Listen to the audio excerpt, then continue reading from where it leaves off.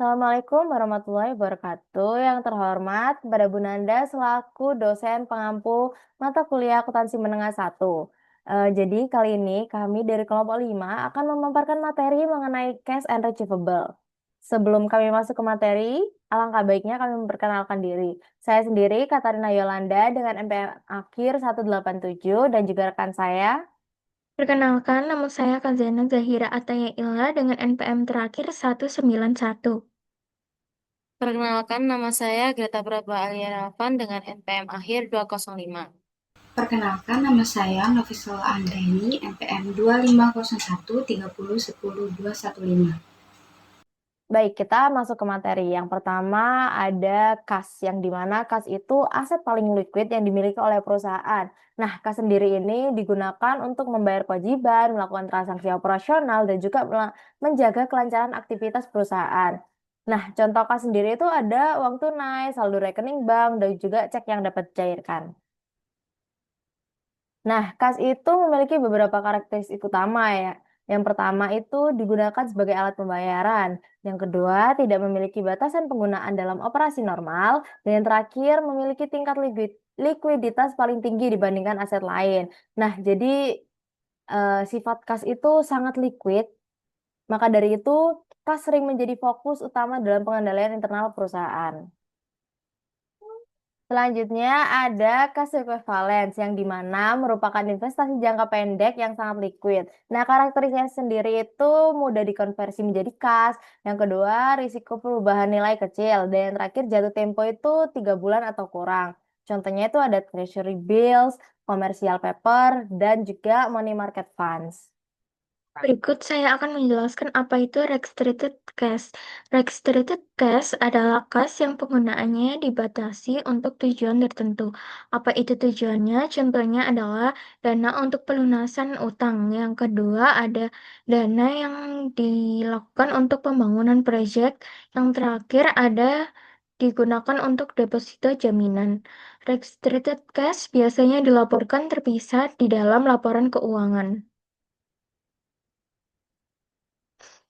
Berikutnya, apa itu piutang? Piutang adalah klaim perusahaan terhadap pihak lain untuk menerima kas di masa depan.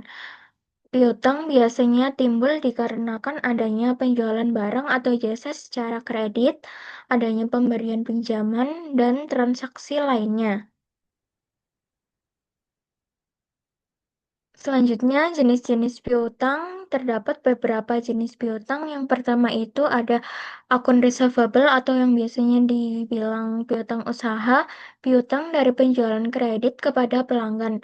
Yang kedua ada note receivable atau wesel tagih, piutang yang memiliki perjanjian tertulis. Yang terakhir ada other receivable atau piutang lain-lain. Ini biasanya termasuk piutang bunga, piutang pajak, dan piutang karyawan. Materi selanjutnya akan dijelaskan oleh rekan saya. Pengakuan piutang. Piutang diakui ketika perusahaan melakukan penjualan secara kredit kepada pelanggan. Artinya, barang atau jasa sudah diberikan tetapi pembayarannya baru akan diterima di masa depan. Karena perusahaan memiliki hak untuk menerima pembayaran, maka transaksi ini dicatat sebagai piutang. Nilai piutang yang dicatat adalah sebesar nilai transaksi yang telah disepakati antara perusahaan dan pelanggan. Selanjutnya adalah penilaian piutang. Dalam laporan keuangan, piutang tidak selalu dilaporkan sebesar jumlah seluruh tagihan. Piutang biasanya dilaporkan menggunakan konsep Net Realizable Value atau NRV, yaitu nilai yang benar-benar diperkirakan dapat diterima perusahaan. NRV dihitung dengan cara piutang dikurangi cadangan kerugian piutang. Hal ini dilakukan karena tidak semua pelanggan dapat atau akan membayar utangnya. Alasan dilakukannya penilaian ini yaitu karena perusahaan perlu memperkirakan kemungkinan adanya piutang yang tidak tertagih. Dengan membuat cadangan kerugian piutang, laporan keuangan bisa menjadi lebih realistis dan mencerminkan jumlah kas yang benar-benar mungkin diterima oleh perusahaan. Kemudian, piutang tak tertagih. Piutang tak tertagih atau bad debts adalah piutang yang pada akhirnya tidak dapat ditagih dari pelanggan. Kondisi ini biasa terjadi karena beberapa faktor, seperti pelanggan mengalami kebangkrutan, kondisi ekonomi yang tidak stabil, atau kesalahan perusahaan dalam memberikan kredit kepada pelanggan. Karena adanya resiko tersebut, perusahaan biasanya membentuk cadangan kerugian piutang sebagai langkah antisipasi agar dampaknya terhadap laporan keuangan dapat dikendalikan. Di sini saya akan menjelaskan tentang metode pencatatan bad debt atau piutang tak tertagih.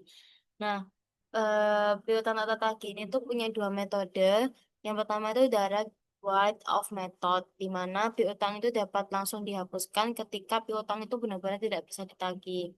Nah, pencatatannya itu dilakukan saat piutang benar-benar sudah tidak bisa ditagih lagi. Nah, nanti beban piutang tak tertagihnya itu dicatat pada periode saat kepastiannya muncul, bukan pada periode penjualan. Biasanya dipakai pada bisnis kecil atau untuk tujuan pajak. Lalu di sini, lalu ada contoh jurnal saat dihapusnya, yaitu debitnya itu beban piutang tak tertagih dan kreditnya itu akun piutang. Nah, yang kedua itu ada allowance method, di mana perusahaan membuat estimasi cadangan kerugian piutang berdasarkan sejarahnya, persentase penjualan, aging, dan lain-lain. Nah, beban perkiraan dan akan dicatat pada periode terjadinya penjualan. Nah, contoh jurnal saat estimasi periode berjalannya itu, debitnya itu beban piutang tak tertagih, kreditnya itu allowance for the full account atau cadangan kerugian piutang. Nah, untuk contoh saat piutang itu dihapus, itu contohnya itu debitnya itu cadangan kerugian piutang di debit dan kreditnya itu akun piutang. Nah, berikutnya di sini saya akan menjelaskan tentang notes receivable atau wesel tagih.